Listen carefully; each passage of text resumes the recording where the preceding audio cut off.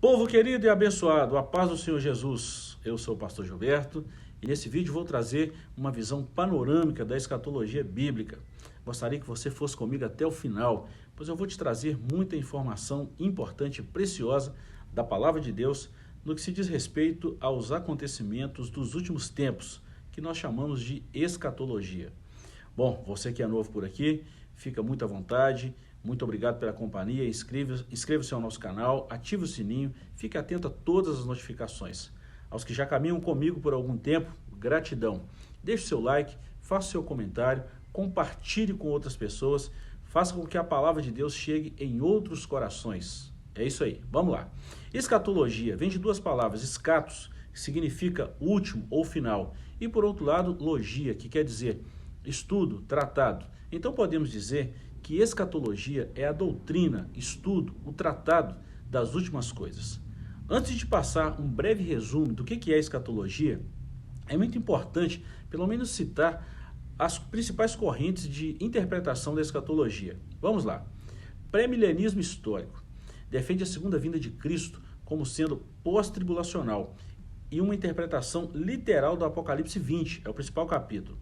Pré-milenismo dispensacionalista também interpreta a forma literal do capítulo 20 de Apocalipse e defende a segunda vinda de Cristo em duas fases distintas. Primeira fase, que é a pré-tribulacional, antes, e essa é para a igreja, e a pós-tribulacional, para estabelecer o milênio, depois da volta de Cristo, né?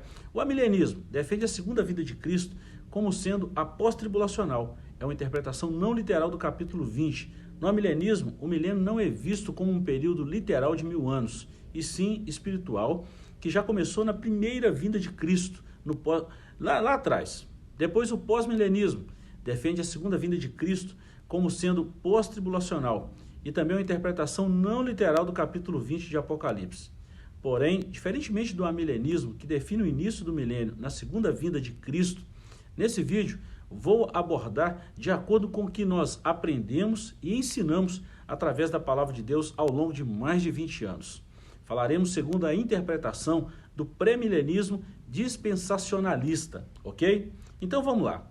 Acho muito legal quando conseguimos ilustrar o que a gente está querendo dizer. E é para isso que eu trouxe aqui uma pequena ilustração da linha do tempo da escatologia bíblica.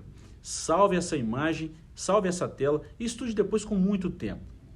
Vou iniciar destacando a primeira vinda de Cristo. Começa lá. Isso está em João 1,14, a encarnação do Verbo entre nós.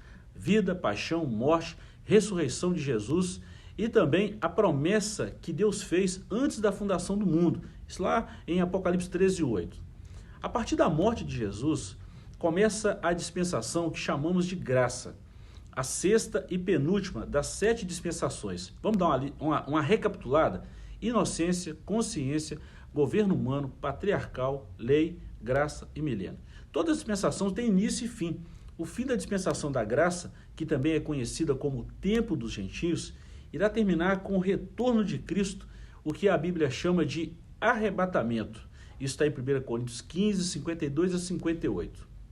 Esse episódio do arrebatamento também é conhecido como a segunda volta de Cristo, que será em duas fases distintas. A primeira, ele voltará para a igreja e segue-se dois eventos. O primeiro, o tribunal de Cristo, isso está em 2 Coríntios 3, do 10 a 15, e depois as bodas do Cordeiro, Apocalipse 19, versículos 7 a 9.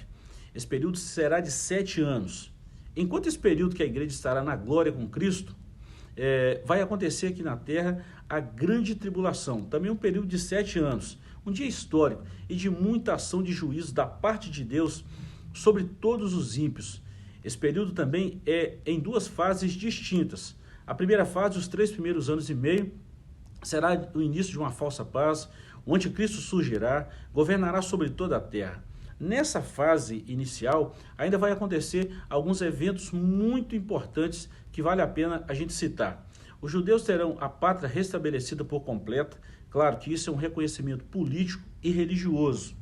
A Bíblia menciona que nesse tempo, países do norte a Israel serão congregados e, por incrível que pareça, eles serão reunidos por Deus, já falamos sobre isso, Gog e Magog, e farão a guerra a Israel e eles serão exterminados. Essa é a famosa Gog e Magog de Ezequiel, capítulos 38 e 39. A conotação de Gog e Magog é muito interessante. Trata-se de um governante e várias nações reunidas, um ajuntamento de pessoas que fará guerra contra Israel. É o mesmo conotação de Apocalipse 20, só que em tempos diferentes, né?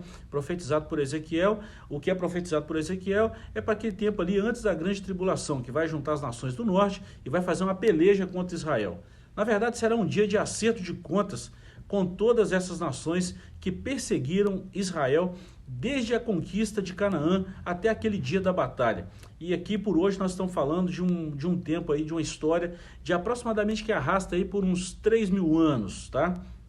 E a segunda fase da grande tribulação, os 3 últimos anos e meio, é o derramamento da ira de Deus. Serão abertos 7 selos, serão tocadas 7 trombetas e serão derramadas 7 taças da ira de Deus e a proclamação de 3 ais. Tempo de muita catástrofe. Segundo os livros de Daniel, Apocalipse e Ezequiel, são os principais livros escatológicos, 1/3 das águas do mar serão destruídas, 1/3 das águas potáveis se tornarão em sangue, a lua escurecerá, o sol será superaquecido 7 vezes mais, serão derramadas sobre os homens ímpios a ira de Deus. Nesse tempo, toda injustiça, toda impiedade, toda impunidade dos homens maus serão trazidos à tona e Deus fará justiça, a verdadeira justiça divina.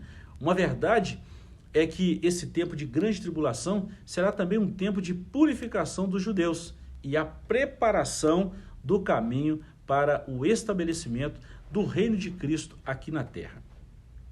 Concluídos esses 7 anos da grande tribulação, no finalzinho desse período, Cristo voltará com a sua igreja, pisará sobre o Monte das Oliveiras, Zacarias 14, 2-4, e estabelecerá um milênio aqui nessa terra, Apocalipse capítulo 20.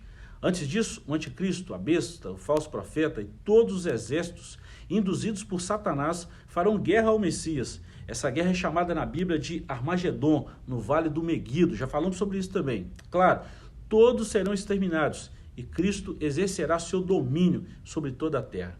Nesse período de 1000 anos, Satanás será preso e a paz reinará amplamente. Muitas profecias irão se cumprir nesse período de 1000 anos. A principal delas, Isaías 65. Vale a pena você dar uma lida em casa depois com calma. Depois desse período de 1000 anos, Satanás será solto por um tempo e ajuntará muitos. Um grande exército fará guerra novamente a Cristo. E nesse tempo, ele será derrotado definitivamente e será lançado no lago de fogo. O próximo evento que segue imediatamente é o grande trono branco de Apocalipse capítulo 21, juízo de Deus, onde todos os ímpios irão ressuscitar e comparecerão diante do justo juiz e todos serão julgados segundo as suas obras. Os que não foram achados escritos no livro da vida serão jogados no lago de fogo que a Bíblia chama de segunda morte. Bom, finalizando esse tempo do juízo, que a Bíblia não menciona o espaço de tempo, mas acredita-se que será longo, pois todos os ímpios de todos os tempos irão ressuscitar e serão julgados, sentenciados e condenados ao lago de fogo. Deus purificará os céus e a terra e fará nova todas as coisas. Apocalipse 22. Bom, depois de tudo isso aí, céus e a terra hão de ser a mesma grei. Habitaremos para sempre com o Senhor e desfrutaremos de toda a eternidade ao lado de nosso Senhor e Salvador Jesus Cristo. A Ele honra, glória, louvor e domínio para todos sempre. Bom, foi útil essas informações para você?